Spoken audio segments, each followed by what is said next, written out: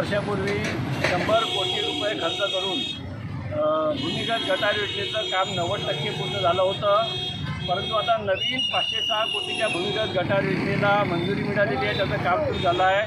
जुन्या भूमिगत गटार योजनेचा दुःखद अंत झालेला आहे आणि आज आम्ही या ठिकाणी त्या भूमिगत गटार योजनेचं या ठिकाणी दफनविधी केलेला आहे प्रतिकात्मक। आणि ही भूमिगत गटार योजना करतानाच्या अनेक आठवणी चांगल्या वाईट आमच्या आहेत।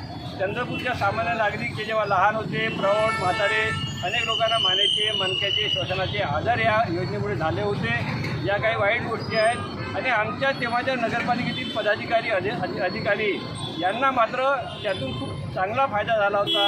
आमच्या इथे अधिकारी 2% घेतात, प्रत्येकाला 1.5 कोटीचा असा फायदा झाला, त्यांच्या कुटुंबाला लाभ झाला।